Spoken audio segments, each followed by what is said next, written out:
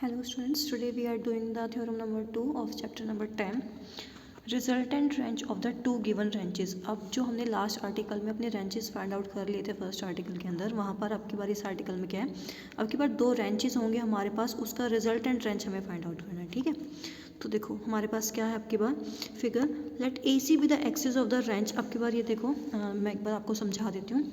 ये इस तरह से होंगे मेरे पास, ए बी पहले मेरे पास एक्स एक्सिस है, इधर मेरे पास ये जेड एक्सिस है। ये थोड़ा सा फिगर बनाने में थोड़ा मेरे को वो हो गया बेटा, परपेंडिकुलर एग्जैक्ट ओ जेड, ठीक है, जेड एक्सिस के लॉन्ग, एंड ये पॉइंट मेरे पास ओ है, ये इधर वाई एक्सिस परपेंडिकुलर है। नाउ ए पॉइंट पर वही सेम जो हमने पहले सिर्फ क्या काम करते थे, R1 और हमारे पास ये K1 उसका मूवमेंट, सेकेंड फोर्स R2 और K2 उसका मूवमेंट, ठीक है। एंड R1 और K1 जब हमारे पास एक साथ बोलते तो वो क्या बनता है हमारे पास, रेंज, ठीक है। और इसको नाम दिया हमने AC, सिमिलरली इसको नाम दिया हमने BD। नाउ अब देखो इसने क्या बोला है, सबसे पहले रेंजेस पे काम करना है, तो रेंज बताते हैं कि हमारे पास जो R1 और ये K1 है, ये कंबाइन बन के हमारे पास क्या बनाएंगे, रेंज बनाएंगे एट पॉइंट A। सेकंड जो रेंज बोला है वो होगा हमारे पास इधर फोर्स R2 और K2 मूवमेंट के साथ, सो R2 और K2 बनेगा मेरे पास second range at point B इधर, ठीक है।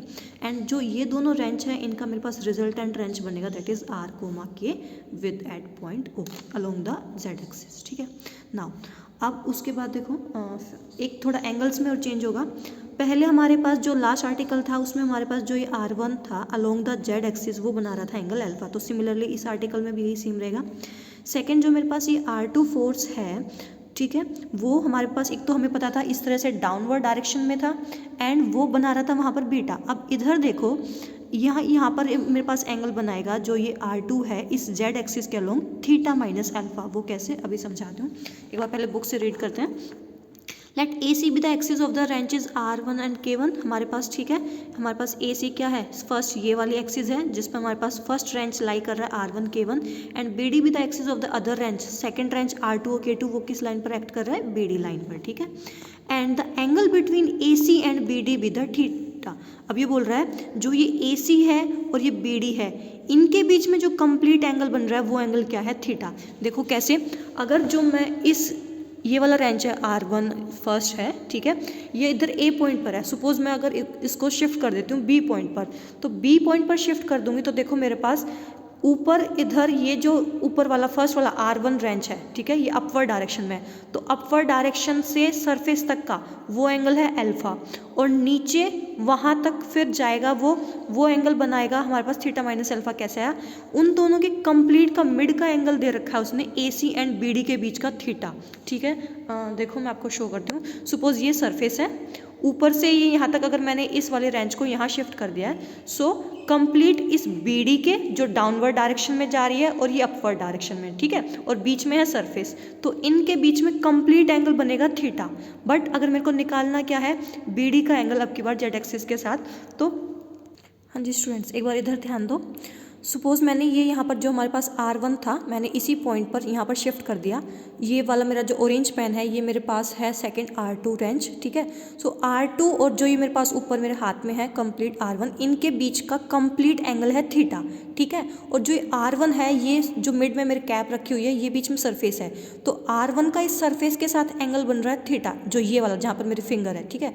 इस R1 का इस बीच वाली जो कैप है इस सरफेस के साथ एंगल बन रहा है अगर मेरे पास अल्फा, और कंप्लीट के साथ R1 का इस ऑरेंज पेन के साथ ये कंप्लीट दोनों मिला के अगर ये एंगल है थीटा, तो मुझे ये एंगल बता सकते हो, ऑब्वियसली थीटा माइनस अल्फा। ये अल्फा एंगल अगर मैं माइनस कर दूंगी तो ये एंगल मेरे पास कितना बच जाएगा, थीटा माइनस अल्फा। तो सिमिलरली वही है, ये मेरे पास जो डाउनवर्ड डायरेक्शन में गई हुई है इसका मेरे पास एंगल बनेगा थीटा माइनस अल्फा, क्योंकि कंप्लीट एंगल मेरे पास ए सी और बी डी का था थीटा, और अगर मैं उसको इधर इस पॉइंट पर ले आती हूँ, सपोज देखो ये 1 2 3 ये वाली लाइन ले लो, तो ये लाइन इसके साथ सरफेस के साथ एंगल अल्फा बना रही है, और कंप्लीट इसका और इसका है थीटा, तो ये अगर मैं अल्फा एंगल माइनस कर देती हूँ तो कंप्लीट फिर इन दोनों का क्या बच जाता है, थीटा माइनस अल्फा, ठीक है। चलो आगे है नेक्स्ट हमारे पास, let A B is equals to A. अब की बार इसने कंप्लीट जो ये हमारे पास एक्सिस है, ये डिस्टेंस लिया दोनों रेंजेस के बिटवीन, ए डिस्टेंस है हमारे पास, with the shortest distance segment between the axis of the two ranges, जो टू रेंजेस के बीच में हमारे पास एक्सिस है वो डिस्टेंस है ए,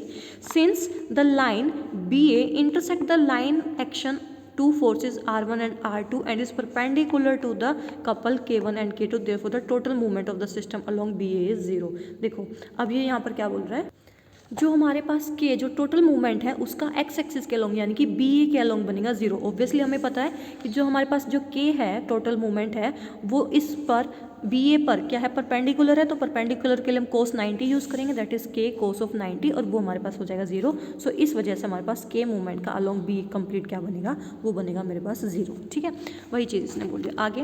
hence the axis of the resultant wrench intersect B A in some point O. अब ये बोल रहा है जो हमारे पास जो इसकी रिजल्टेंट रेंज है ये बी ए को इंटरसेक्ट करेगी एट पॉइंट ओ पर, and axis of this range perpendicular होगी बी ए की, और इस रेंज की जो एक्सिस है वो परपेंडिकुलर होगी बी ए के ऊपर। ठीक है, नाउ अब बी ओ ये डिस्टेंस है, इसने क्या किया, इस ओ डिस्टेंस को नाम दिया एक्स, तो ये कंप्लीट था ए, तो ये मेरे पास बच जाएगा a माइनस एक्स, ये डिस्टेंस बच जाएगा। ठीक है, उसके बाद बोल रहा है let O X Y Z with the frame है मेरे पास, सो दैट कि O X along the B A जो है ओ एक्स एक्सिस है वो मेरे पास अलोंग बी ए लाइन है, ओ जेड है अलोंग द इस लाइन के परपेंडिकुलर है। If the axis A C is inclined at an angle, वही सारी बातें बता रहा है, ए सी एल्फा एंगल पे इंक्लाइंड है with the Z axis, and B D inclined है with the angle theta minus alpha with the Z axis. ठीक है, ये मैं आपको समझा चुकी हूँ।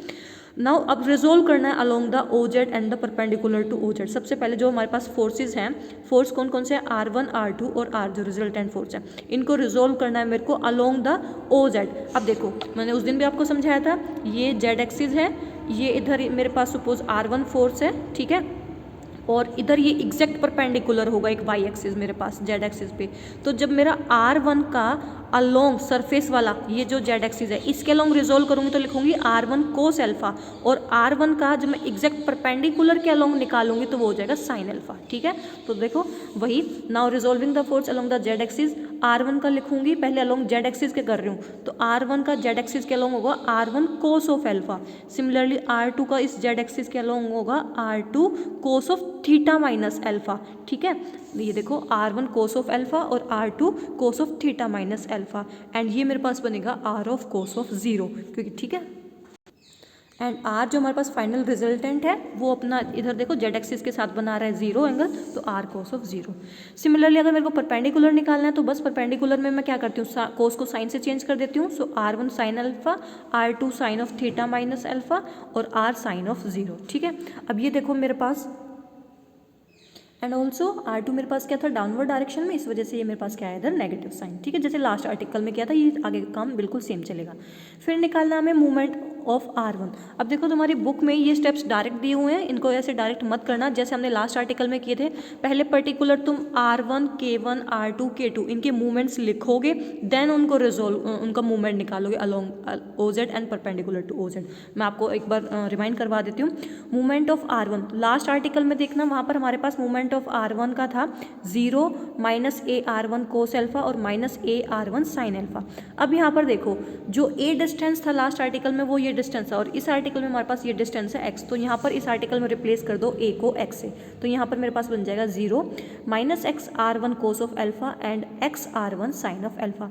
सिमिलरली लास्ट आर्टिकल में चेक करोगे मूवमेंट ऑफ R2 हमने वहाँ फाइंड आउट किए थे 0 b R2 cos beta and b R2 sign beta. तो सबसे पहले अब b डिस्टेंस को चेंज करोगे, यहाँ पर इधर देखो उस आर्टिकल में ये डिस्टेंस था b, तो यहाँ पर ये डिस्टेंस आया मेरा a minus x, complete side a है, दिस साइड x है, तो ये रिमेनिंग बचेगा a माइनस एक्स। तो b को रिप्लेस करोगे a माइनस एक्स से, एंड ऑल्सो इस एंगल को भी रिप्लेस करोगे बीटा, वहाँ पर ये एंगल था मेरे पास बीटा, अब इस आर्टिकल में मेरे पास ये एंगल क्या है थीटा माइनस अल्फा, तो यहाँ पर रिप्लेस करोगे बीटा को थीटा माइनस अल्फा से। सिमिलरली ये b रिप्लेस होगा a माइनस एक्स से and R2 sine of theta minus alpha. ठीक है, ये हमने निकाल लिया। अब निकालते हैं मूवमेंट ऑफ K1। इस K1 का मूवमेंट निकालना है। देखो जब मैं K1 का मूवमेंट निकालूंगी अलोंग द एक्स एक्सिस, ठीक है, तो वही K1 का along the X axis perpendicular है, तो एक्स एक्सिस पे तो हो जाएगा 0। अब इस K1 का अलोंग जेड एक्सिस निकालूंगी तो K1 कोस ऑफ अल्फा और ये y जो मेरे पास है एक्सिस ये परपेंडिकुलर है, तो k1 का y एक्सिस के साथ निकालूंगी तो हो जाएगा sine of alpha. So k1 y axis का साथ साइन अल्फा और z एक्सिस के अलोंग हो जाएगा कोस ऑफ अल्फा। सिमिलरली हम निकालेंगे k2 के मूवमेंट, x एक्सिस के अलोंग वापस वो परपेंडिकुलर है तो 0, और z एक्सिस के अलोंग इधर देखो ये है मेरे पास k2 मूवमेंट ये आ गया z एक्सिस, इसके अलोंग ये एंगल अब की बार है थीटा माइनस अल्फा, तो k2 z एक्सिस के अलोंग आएगा कोस of theta minus alpha, z axis के अलोंग आएगा कोस ऑफ थीटा माइनस अल्फा, और y के अलोंग आएगा साइन, जो y इस पे परपेंडिकुलर होगा इस पॉइंट पर, तो उस k2 का आएगा y के लिए एक तो साइन और theta minus alpha, and also ये जो हमारे पास BD है ये किस डायरेक्शन में था, डाउनवर्ड डायरेक्शन में था, और डाउनवर्ड डायरेक्शन की वजह से यहाँ पर ये क्या बनेगा minus k2 sine of theta minus alpha. ठीक है, अब हमें क्या करना है, इन मूवमेंट्स को निकालो कंप्लीट। ये तो अभी निकल गए इनके कंपोनेंट्स, अब मूवमेंट लेना स्टार्ट करो। देखो मूवमेंट्स इन सब का निकालूंगी एक्स एक्सिस के अलोंग, तो एक्स एक्सिस के अलोंग तो 0 बनेगा, तो वो तो हम फाइंड करेंगे नहीं, तो डायरेक्ट फिर सेकंड आ जाओ वाई एक्सिस के अलोंग, R1 R2 K1 और K2 का। ठीक है, अब देखो R1 का जब मैं निकालूंगी, R1 का देखो इधर हमने अभी लिखा था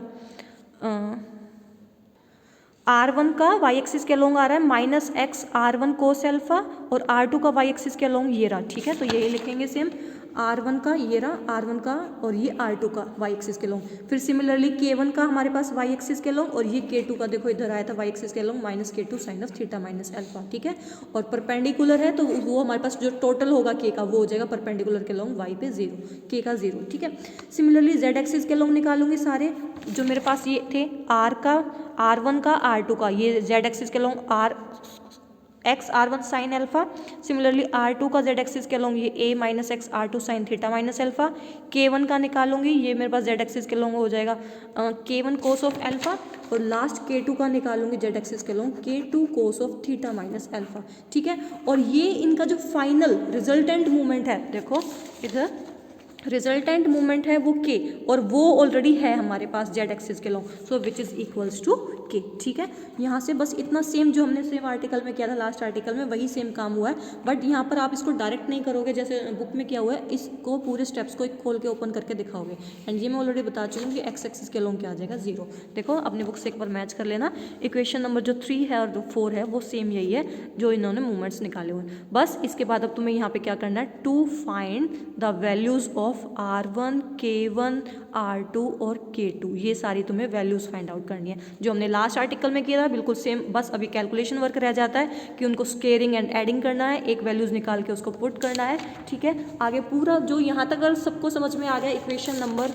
1 2 3 4 उसको पूरा आर्टिकल समझ में आ गया, आगे बस रिमेनिंग रह जाती है कैलकुलेशन वर्क, तो इस पर अपना फोकस करना कि ये अपनी इक्वेशंस कैसे होंगे। ठीक है, आगे जो अपना कैलकुलेशन वर्क रह जाएगा, R1 और R2 की वैल्यूज़ को सब्स्टिट्यूट करना है, डिवाइड्स करना है, वही वापस R1 और R2 K की वैल्यूज़ आती जाएंगी, और वो लास्ट में फाइनल में हमें उसकी वैल्यूज़ को शो करना है। Since R1 R2 K1 K2 theta are हमारे पास नॉन क्वांटिटीज़ हैं, सो हमारे पास ये सारी क्वांटिटीज़ से हम मिलकर अपने क्या निकाल लेंगे, के की वैल्यू डिटरमाइन कर सकते हैं। अच्छा, एक और इसमें देखो, अगर नेक्स्ट इसकी जो कोरोलरी है वो एक बार देखो, to find the resultant wrench to given force R1 and R2 inclined at an angle theta. वो बोल रहा है अगर R1 और R2 मेरे पास थीटा एंगल पे इंक्लाइंड होता है तो उस केस में मेरे पास रिजल्टेंट रेंज क्या होगा, तो वहाँ पर तुम क्या करोगे, जो K1 और K2 है उनको पुट करोगे 0। तो जो जो आर्टिकल्स तुम्हारे पास इसमें इक्वेशंस आई थी वहाँ पर हर जगह K1 और K2 को क्या कर दोगे, 0 पुट कर दोगे। देखो जैसे ये इक्वेशन आई थी, इक्वेशन नंबर हमने 5 निकालिया। ठीक है, तो यहाँ पर जो K1 और K2 जितने भी ये सारी वैल्यूज हैं उनको 0 पुट करोगे, एंड ये कंडीशंस यूज करके हमारे पास फाइनल आ जाएगी x R2 square is equals to a R2 into R2 plus R1 cos of theta.